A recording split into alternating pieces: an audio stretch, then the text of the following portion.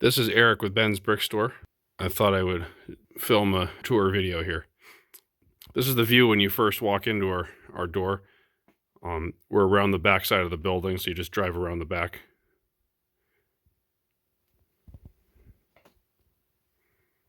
We have another room upstairs too that we use for sorting and storage.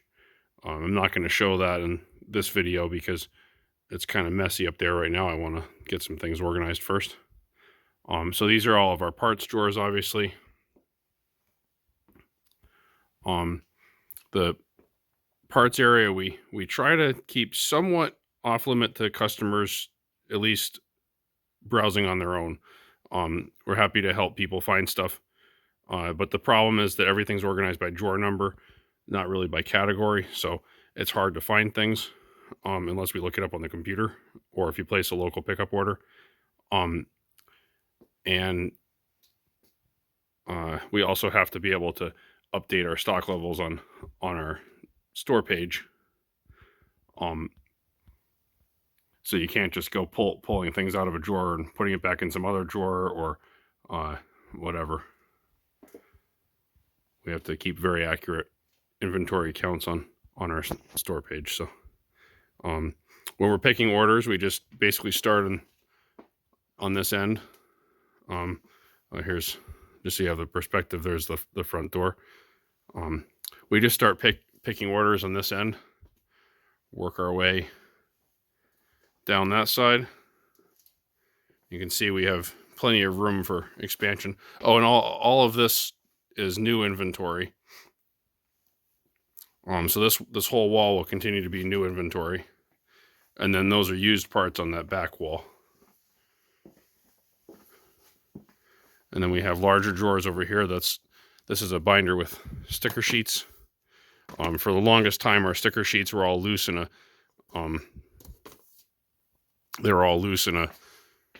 drawer, and it was terrible for picking orders. So we finally organized them like this.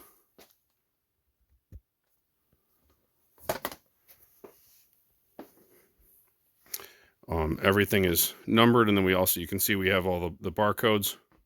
That was an idea I got from a store called Just a Brick in the Bucket. It just basically makes things easier for preventing typos when we're adding inventory, and it speeds things up a little bit when we're adding inventory because you can just scan the location instead of having to type it in each time. And these drawers are all, I find these drawers work really well for like quart-sized bags. In some cases, it gets to be so much of one part that the whole part is just devoted to a drawer. I'm sure we'll come across and locate some of those. And then these larger size, they work really well for gallon bags or, again, loose parts. And these are Iris brand. That's why it says Iris. We just used the brand name there. They come in shorter towers, and according to the manufacturer, like on the website or whatever, it'll say they don't come apart, but they really do. You just have to sort of pry it with a screwdriver or something, and then you can pop each of these drawers out. You just kind of, I don't know if I can do it one-handed. Basically, you have to get it past that drawer catch, and then you can pop these right out. So sometimes we'll take them out if we're having a hard time getting to something in the back. I have to try to not fill these too full, but I always do. But so anyways, I should have, there's just a drawer, like a catch mechanism thing up there that you have to separate with a screwdriver, and then these can pop off, and then what we've done is just customize the height. Get that back in. There we go. So you can see these are all custom height. I think they tend to come, you can buy them like 9 small drawers in a tower, or 3 and 3, or 4 large drawers, all kinds of different options. We've gotten these at Target, from Home Depot. Used to get them on Amazon, but the price has been terrible. Again, these are all new parts.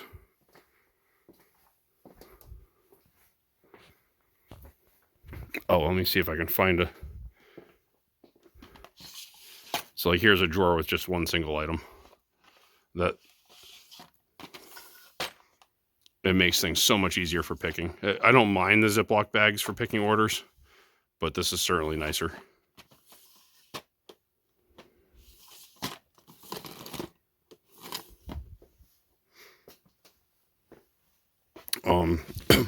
There's minifigures sprinkled throughout the store. We're trying to slowly get them organized so that it's easier for customers to find in store. And that's what you'll see here. We've just finished all the Star Wars minifigures, and I have a couple of short videos going over that a little bit more. And then these are mostly empty. So we're basically gonna devote this whole section to new minifigures. And the new minifigures are all basically stored in bags like this. We like to put a sticky note on the front, so it's just easier to, or it's inside, but it's just easier to see that than what's written on the bags. And almost all of our minifigures come unassembled. They've never been assembled.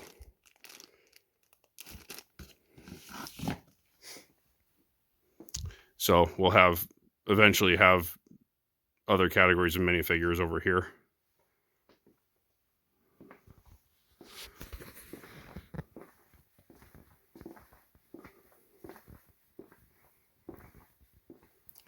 This is our counting scale. If you're not familiar with how a counting scale works, you basically add a small quantity of a piece of a part onto it, tell it how many pieces that is, and then it will compute the quantity as you add more. So like I'll add 20 of an item, tell the scale that's 20, and then add however many I'm supposed to have, 500 or 200 or whatever it is, and it'll calculate that as you go. These drawers are really useful boxes.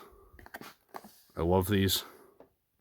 They're not cheap, especially since Michael stopped carrying them.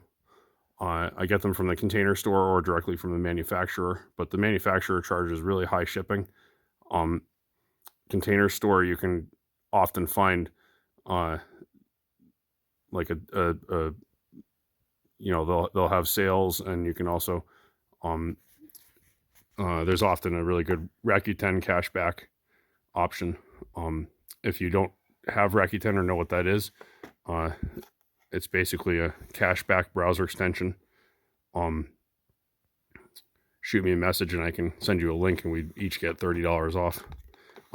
We've saved thousands of dollars using Rakuten and some of the other cashback sites for our online purchases for inventory and other things.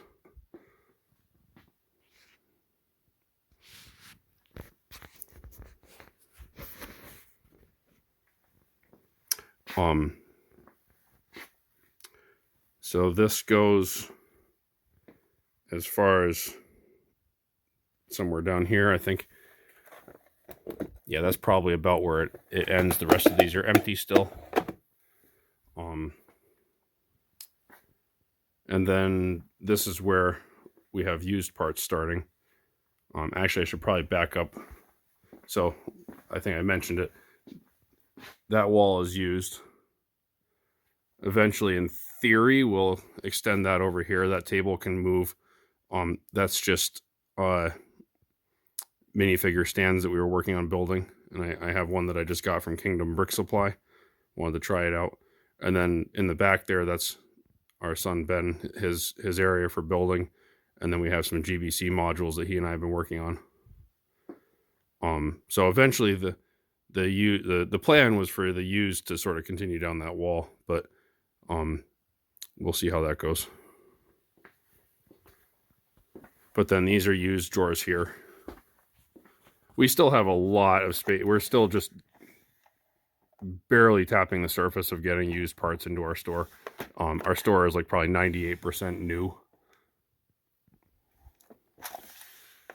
So there's a lot of room to expand into just with what we already have, let alone having to. Originally, I was going to have another aisle or two over there.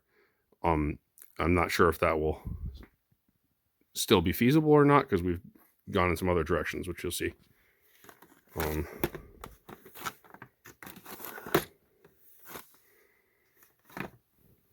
If you visit us and you see drawers pulled out like this, please try to resist the impulse to close them.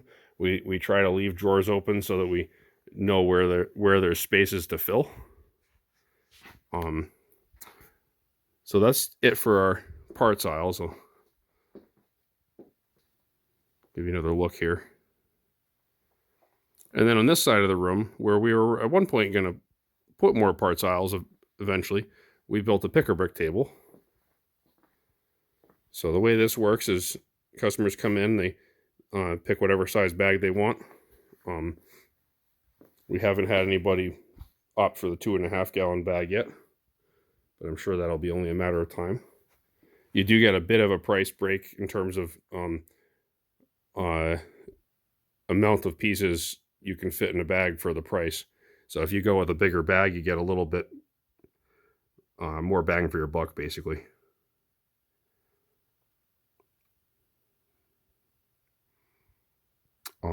And customers can pick anything they want from the table.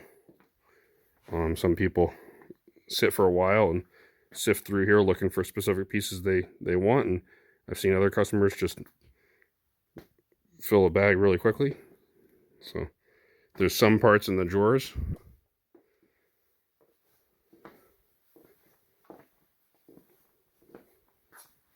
We've started organizing a few parts in some of these drawers. So like that happens to be tires. But there's a lot of space in the drawers still too. This is just a table with melamine board on the top. Just a 4x8 sheet of melamine that we cut down to the size we wanted.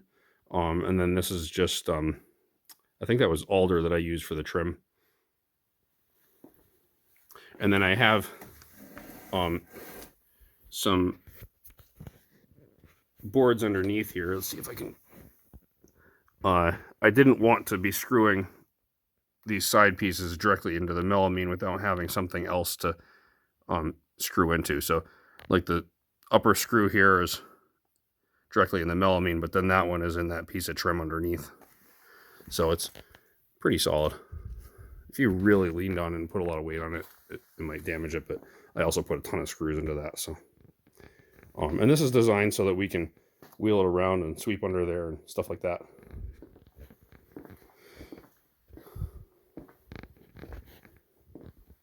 This is something folks were asking for quite a bit, and we just got it set up in the beginning of March.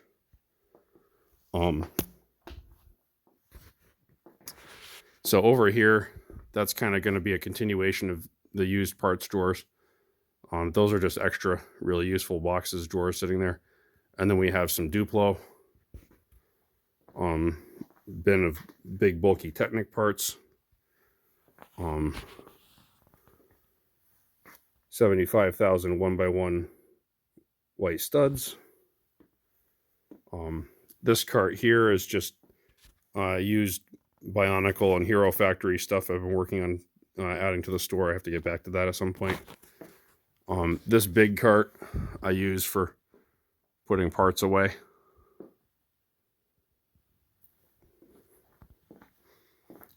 Closer look at our son's area and some of the GBC modules we've worked on. Those two on the right I was having some trouble with, so I have to tweak those. But the rest of them are pretty much operational. We have a lot of fun working on that. We have a couple of closet areas over there that we just have for storage for shipping boxes and other supplies and things. Some of our tools, instruction manuals, our packing station. It's kind of messy right now. This is our order picking cart. We will basically lay out a whole bunch of of trays, however many orders we have, and then we'll go through and pick all the orders at once, unless we get like something really big. If we get like a 200 lot order, then sometimes we'll just pick that by itself just to reduce confusion. This is just more used parts I have to finish cataloging.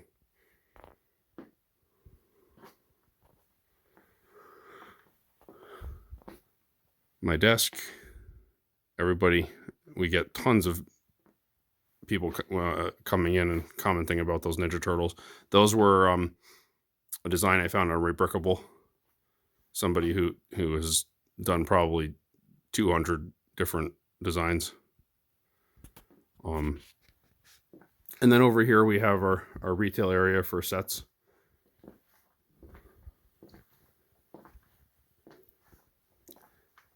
Castle in the Forest was an amazing build. I had sourced pieces from Bricklink for one of these a long time ago and never got around to building it, so I finally built it recently.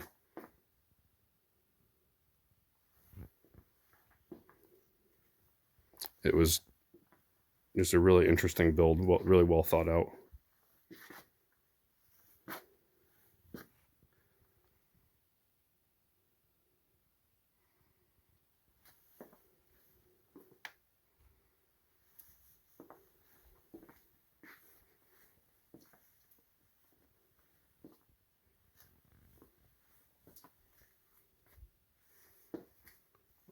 This was a holiday Christmas related display, but then after the holidays I decided to set up some castle stuff, and there's some pirate and then the Viking ship down there. Harry Potter. That is our last Harry Potter chess set. Some Duplo, the Winnie the Pooh set. Some Brickheads. See, you can't see which one that is.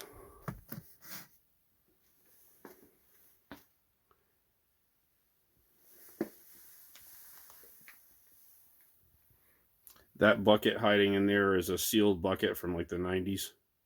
1845, I think, is the set number.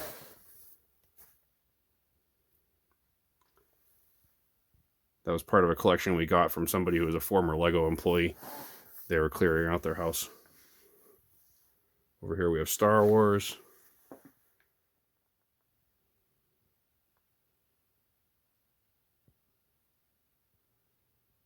We have a Christmas employee gift X-Wing.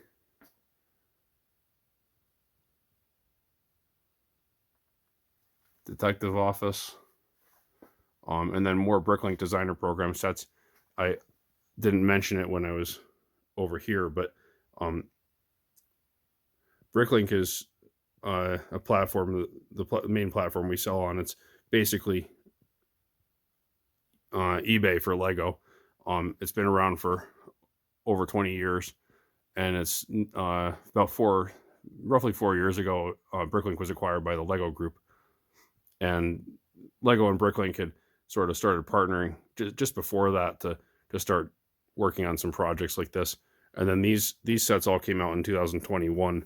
The Bricklink Designer Program. This was the 2021 Invitational, and there was only 10,000 of each of these produced. They're doing it again with a new version of the program, and they're making 30,000 of each of those sets. And these are all basically fan designed, crowdsourced builds. They have to get successfully crowdfunded in order to be produced.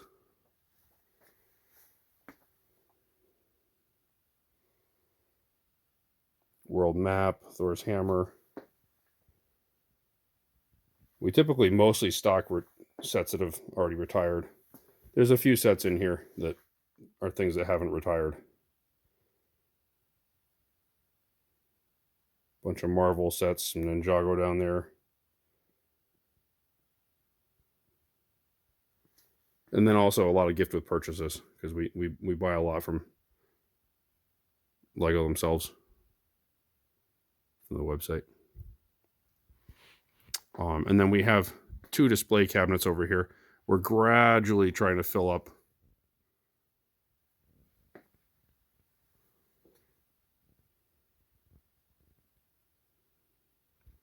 We also just got these in.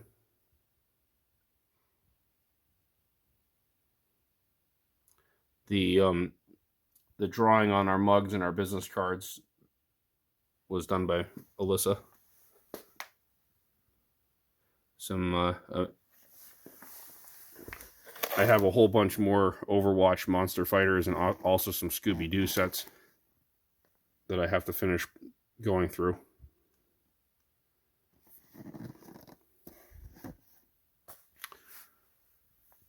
Some Lego puzzles. Also the Lego blanket. We have a whole bunch of those. They haven't really sold that well, but we have 1 or 2 at our house, and it's actually a really nice, well-made blanket. Marvel Series 2 and then Series 25 minifigures. Since it's a blind box, we open the bag so that we can identify it, and then you can purchase the exact one you want instead of trying to collect ones from the sealed boxes, and then you end up getting 5 of the same figure.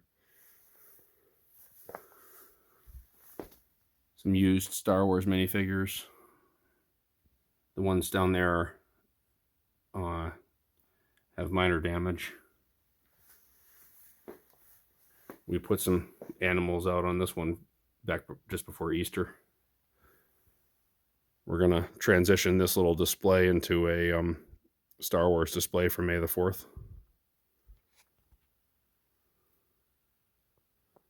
And we're back to the front entrance. So thank you, and check out bensbrickstore.com, or you can visit us in Belchertown.